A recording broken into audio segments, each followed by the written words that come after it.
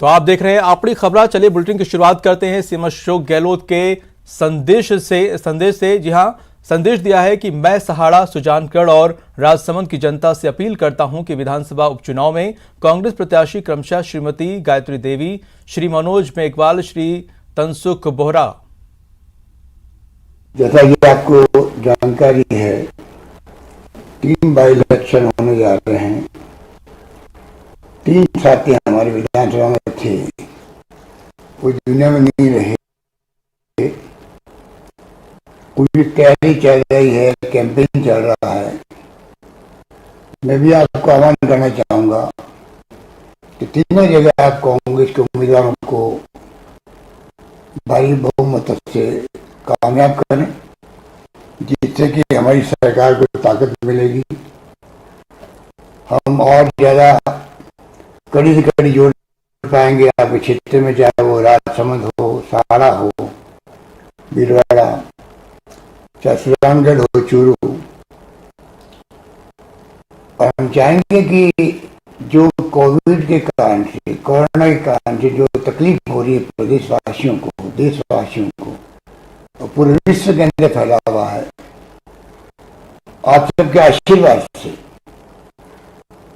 13 महीने हो गए उसको लगातार हम लोग जिस प्रकार से उसमें कार्रवाई कर रहे हैं, स्वास्थ्य सेवाओं को लेके,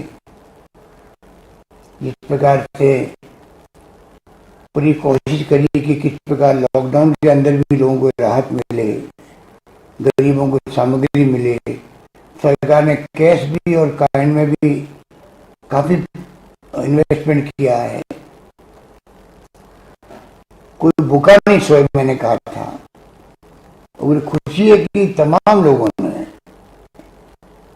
प्रदेशवासी सबने ही, चाहे वो धर्म गुरु थे, चाहे राजनीतिक कार्यकर्ता थे, चाहे एनजीओ वाले थे, चाहे सामाजिक कार्यकर्ता थे, चाहे वो कर्मचारी संगठनों के लोग थे, चाहे मजदूर संगठनों के लोग थे, किसी ने कमी नहीं रखी। आगे बढ़कर के सबने। खबरें विस्तार से भी देख लेते हैं। प्रदेश में कोरोना वैक्सीन को लेकर सियासत हाई है। वैक्सीन की कमी को लेकर कांग्रेस जहां केंद्र पर हमलावर है, तो वहीं बीजेपी प्रदेश अध्यक्ष ने कांग्रेस पर पलटवार किया है। उन्होंने कहा है कि जरूरतमंदों को वैक्सीन लगे, इसके लिए मोदी सरकार प्रतिबद्ध है। लेकिन पिछले दिनों जब वैक्सीन की सप्लाई हुई तो बहुत सारी वैक्सीन गायब हुई। उसका जवाब अभी तक सरकार ने दिया नहीं। सरकार जिस तरीके से लोगों को जागरूक करना चाहिए, जिस तरीके से प्रेरित करना चाहिए, उस किस्म की भूमिका सरकार की रही नहीं। भारत की सरकार संकल्पित है कि वैक्सीनेशन के जरिए लोगों का एक किस्म से भरोसा भी बढ़ा। सरकार ने विदेशों से भी जो रशिया से स्पुतनिक को आयात करने की जो बात की है, मुझे लगता है कि सरकार पूरे तरीके से प्रतिबद्ध है, चिंतित भी है। खुद प्रधानमंत्री जी अनेक बार मुख्यमंत्रियों के साथ वीडियो कॉन्फ्रेंस कर चुके हैं। तो मुझे भरोसा है कि कांग्रेस सियासत करेगी, लेकिन मोदी जी की सरकार इस बात के लिए प्रतिबद्ध है कि प्रत्येक नागरिक को, वांछित व्यक्ति को वैक्सीन उपलब्ध हो। राज्य वित्त आयोग के नवनियुक्त अध्यक्ष प्रद्युम्न सिंह ने वित्त भवन में पदभार ग्रहण किया है। इस दौरान उन्होंने कहा कि राज्य सरकार के वित्तीय सहयोग सेहत ठीक नहीं है। कोरोना ने आर्थिक चुनौतियां पैदा की हैं, साथ ही जीएसटी क्षतिपूर्ति के बकाया राशि भी नहीं मिले हैं। ऐसे में वित्त आयोग राज्य सरकार को वित्तीय स्थिति को ध्यान में रखकर ही रिपोर्ट सौंपी जाएगी।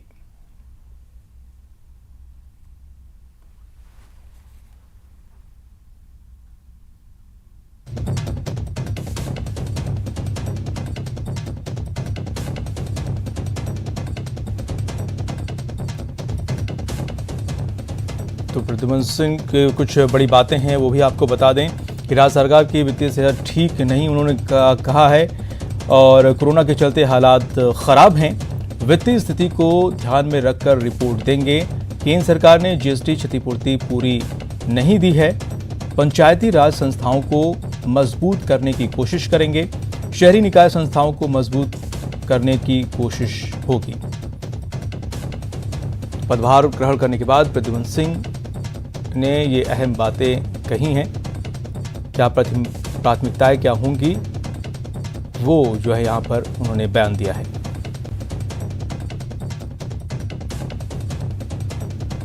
तो वित्तीय आयोग अध्यक्ष प्रद्युम्न सिंह ने जो पदभार अब ग्रहण कर लिया है और ग्रहण करने के बाद क्या कुछ उनकी प्राथमिकताएं हैं, उन्होंने इसका जिक्र किया है।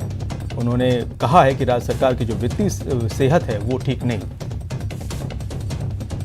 इकोनॉमी को तो अफेक्ट करेगी, इसमें क्या दूर आए हैं। इकोनॉमी को अफेक्ट करेगी और पहले से ही राज्य को जीएसटी का पैसा नहीं मिल रहा है, तो इसलिए सारी एक समन्वय बिठाना पड़ेगा सबसे बात करके। और उधर कोरोना की दूसरी लहर कहर बरपा रही है। आम के साथ साथ खास लोग भी इसकी जद में आ रहे हैं। प्रदेश के कई नेता कोरोना पॉजिटिव हो गए हैं। दरअसल जिन नेताओं पर जनता को जागरूक करने की जिम्मेदारी थी, उन्हीं नेताओं ने कहीं न कहीं कोरोना प्रोटोकॉल का उल्लंघन किया और वायरस की चपेट में आ गए। उपचुनाव में प्रचार के दौरान भी गाइडलाइंस की धज्जियां उड़ी, जिसका नतीजा ये हुआ कि बीजेपी प्रत्याशी ही कोरोना पॉजिटिव हो गए। चलिए ग्राफिक्स के जरिए आपको बताते हैं कि कौन कौन से नेता वायरस की चपेट में आ गए हैं। तो सुभाष चंद्र बहेड़िया भीलवाड़ा सांसद, डॉक्टर रतनलाल जाट बीजेपी प्रत्याशी सहाड़ा से, और पानाचंद मेघवाल कांग्रेस विधायक हैं बारा अटरू से, रामनिवास गावड़िया कांग्रेस विधायक हैं परबत्सर से, वहीं पृथ्वीराज मीणा कांग्रेस विधायक हैं टोडा भीम से, नरेंद्र बुटानिया कांग्रेस विधायक हैं तारानगर से, डॉक्टर गोपाल बाहेती पूर्व विधायक कांग्रेस से हैं। तो ये वो नेता हैं जो प्रचार प्रसार के दौरान कोविड पॉजिटिव हो गए हैं। प्रारंभ हो रहा है जो माननीय मर्यादा भूल गए और संक्रमण को खुला न्योता दिया। जिन नेताओं पर लोगों को जागरूक करने की जिम्मेदारी थी, वो खुद ही बिना एहतियात के जगह जगह घूमते रहे और कोरोना की चपेट में आ गए। नेताजी ये भूल गए कि ये वायरस ना किसी को जानता है और ना किसी की मानता है। कैमरामैन मान सिंह के साथ दिनेश शर्मा, न्यूज 18 जयपुर। चित्तौड़गढ़ में कोरोना का कहर जारी है। घोसुंडा गांव में बुधवार शाम से लॉकडाउन लगा है, तो वहीं अब मंगलवाड़ इलाके में भी 2 दिन का अघोषित लॉकडाउन लगेगा। कोरोना के बढ़ते मामलों के बीच आला अधिकारियों ने दोनों क्षेत्रों का दौरा किया और स्थानीय अधिकारियों को ज्यादा से ज्यादा टेस्टिंग और टीकाकरण करवाने के निर्देश दिए हैं।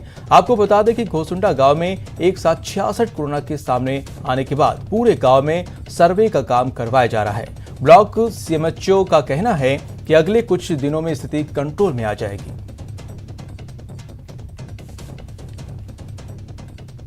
जगह पे टीकाकरण सेशन कर रहे हैं और इसमें खास तौर से मैं आपको जानकारी देना चाहूँगा कि आज कोर्ट में भी श्रीमान जिला एवं सेशन न्यायाधीश महोदय कौशिक साहब ने पहला टीका लगवा कर उसका उद्घाटन किया।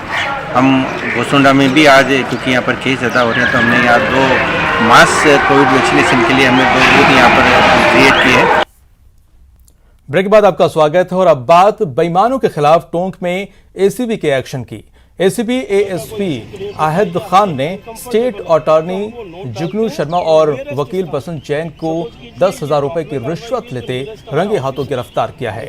आहद खान ने बताया कि स्टेट अटॉर्नी और वकील को खातेदारी भूमि के नामांतरण खुलाने में जो है परिवादी के पक्ष में निर्णय कराने के लिए 10,000 रुपए की रिश्वत लेते हुए दोनों को गिरफ्तार किया। वहीं कार्रवाई के विरोध में वकीलों ने कलेक्ट्रेट का घेराव कर प्रदर्शन किया। नोट डालते हैं और नियरेस्ट स्थान, सपोज कीजिए ये टॉप में कार्रवाई हुई तो इन्होंने 20,000 रुपए की मांग की और आज मौके पर 10,000 रुपए लेते हुए इन्हें रंगे हाथ गिरफ्तार किया गया। रिश्वत की राशि इन्होंने न्यायालय परिसर में ही जहाँ पर ये काम करते हैं वहाँ पर इन्होंने ली थी।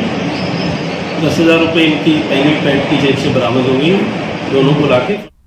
और अब बात करते हैं कोरोना के बेकाबू रफ्तार की। जी हां, मरुद्रा में फिर कोरोना विस्फोट हुआ है। 24 घंटे में 6,658 नए केस मिले हैं। पिछले 24 घंटे में 33 लोगों की मौत हुई है। तो बड़ी खबर इस वक्त की, कोरोना बहुत तेजी से पैर पसार रहा है और अब ये आंकड़ा 6,000 के पार पहुंच गया, यानी कि 7,000 के करीब पहुंचता जा रहा है। 6,658 नए केस मिले हैं पिछले 24 घंटे में और मौत का आंकड़ा भी बढ़ता जा रहा है। पिछले 24 घंटे में 33 लोगों की मौत हुई है। तो ये जो ग्राफ है कोरोना का वो लगातार बढ़ता जा रहा है। तमाम जो कोशिशें की जा रही हैं वो नाकाफी साबित हो रही हैं। हर दिन ये मौत का आंकड़ा भी बढ़ता जा रहा है और कोरोना के मरीजों की संख्या भी बढ़ती जा रही है।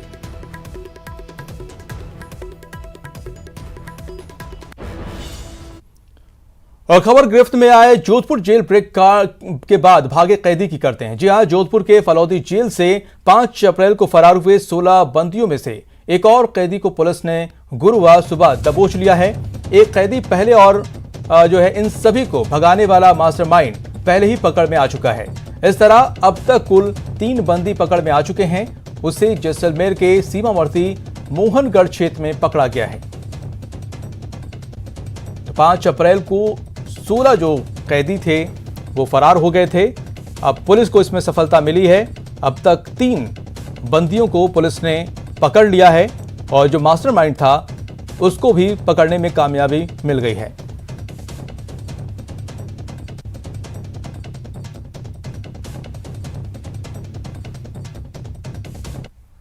अपराधी जो जेल से भागे थे फलोदिस में, उसमें हमारे आईजी साहब जोधपुर रेंज ने एक स्पेशल टीम गठित की थी, जिसमें जैसलमेर और जोधपुर ग्रामीण की टीम थी।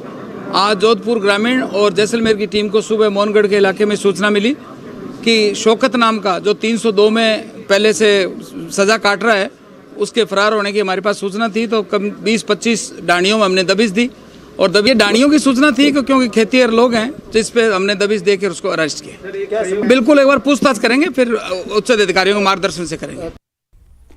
और इसी के साथ इस बुलेटिन में इतना ही। अपने पसंदीदा चैनल न्यूज़ 18 राजस्थान की ताज़ा तरीन खबरों को देखने के लिए आप विजिट कर सकते हैं हमारी वेबसाइट news18rajasthan.com पर। नमस्कार।